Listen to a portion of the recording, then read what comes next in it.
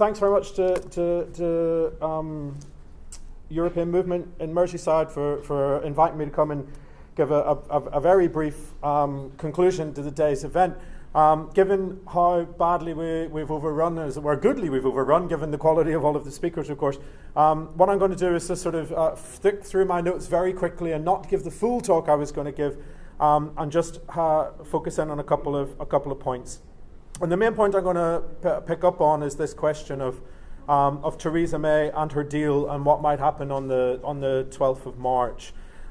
It's very clear what Theresa May's strategy is. Her strategy is basically to keep her fingers crossed and hope that she does get that deal through the House of Commons on the 12th of March so that the UK leaves on the basis of her short-term immediate solutions to the problems deal with no long-term solutions to any of the longer-term questions in a couple of weeks' time. And she basically has two strategies to do that. One is the EU sort of charade negotiations, which are currently being conducted between the UK and the EU 27.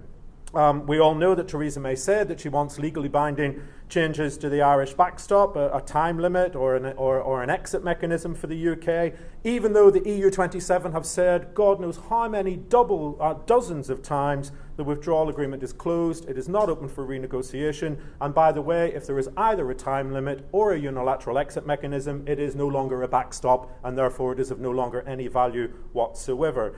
Now, really, the charade at the moment is to try and seek these legally binding promises to find alternative technical arrangements, which don't exist, or to guarantee that it'll only ever be temporary. And, of course, you can't guarantee that because the whole nature of an insurance policy is that you might actually need it, even if it doesn't feel likely. Those promises have already been made multiple times in multiple fora, in multiple communications by multiple institutions. Of course, what Theresa May just wants is something that she can use to persuade any number of gullible Tory MPs, or Labour MPs for that matter, that things have actually changed in any sort of meaningful way. They will not have changed in any meaningful way, but that's not her strategy. Her strategy is just to come back with something that will persuade enough Labour or Tory MPs to get behind her. The second front, of course, is the home front, where I have to say Theresa May's strategy is even more cynical than that which she's pursuing in the EU. She's promising a greater role for Parliament in the future negotiations between the EU and the UK. Many people in the UK, I think, will be surprised to learn that when it comes to taking back control, we actually have one of the least democratic systems in the developed world for how governments sign international agreements. And basically what she's promising is vague ideas about how to offer even the minimum of democratic scrutiny for her international trade negotiations into the future. She's promising protections for workers' rights and environmental standards. Again, many people will be surprised to learn that actually these promises mean absolutely nothing, because the whole point of the UK semi-medieval constitution is that any government that can command a working majority in the House of Commons can tear up any promises that any previous government or parliament have ever made at will. So you can have as many workers' rights guarantees, as many environmental guarantees as you like. Ultimately, there's nothing that can stop them being amended, overridden, or indeed repealed by any future workable government. And of course, Alison's already mentioned the last of her three-pronged domestic strategy, which is basically to offer political bribes and bungs to leave voting constituencies and their Labour MPs so as to try and get them to support her deal. We should be used to it already, of course, because the DUP have already proven just how effective that can be. Again, is the purpose of any of this charade really to address the serious socio-economic problems that affect this country and fueled, at least in part, the Leave vote? Is any of it really about democratising and modernising the UK constitution? Of course not. Its pure purpose is to simply persuade enough gullible Tory and Labour MPs, again, to vote for her deal on the 12th of March 2019.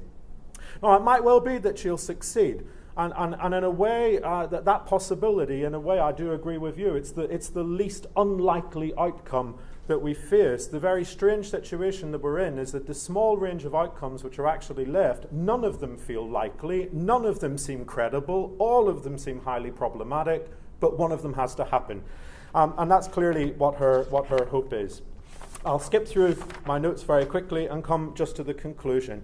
Now, here I am going to disagree actually with what our last speaker said, because for me the question here isn't whether the UK can survive the process of Brexit. If that's the bar at which we put our country's future, it's an incredibly low bar indeed. Sorry, I'm speaking. The question really for me is, what type of country do we want to be? What type of country do we want to be now? What type of country do we want to be in 10 years' time, or 20 years' time, or 30 years' time? And here, there is no doubt whatsoever, as one of our previous speakers said, that Brexit is part of a broader international trend of a systematic right-wing assault on the basic institutions and policies of liberal social market democracy that have provided the foundation of our civilization since at least 1945. And by our civilization, I mean the UK and the rest of Europe. Now, what makes Brexit in the UK so potentially dangerous and extremely dangerous compared to the Trumps or the Salvinis or the Poles? What makes it particularly dangerous in the UK is that we do lack a written constitution. We lack any of the ordinary checks and balances that exist in other political and constitutional systems to offer resistance and opposition to the enemies of liberal social market democracy. So whereas other countries can have competing centres of power, competing checks and balances, enshrined fundamental rights, the UK has none of these things. And the constitutional door is wide open for the type of radical transformation of this economy and society, which is the dream of the right-wing Brexiteers. Forget about the left-wing Brexiteers. They are just the useful idiots who run along beside their right-wing allies. And that is why we should be so concerned. It's not about being optimistic or pessimistic. Those are highly subjective states of mind that mean nothing to lawyers, where this is about what the reality is and what the evidence tells you.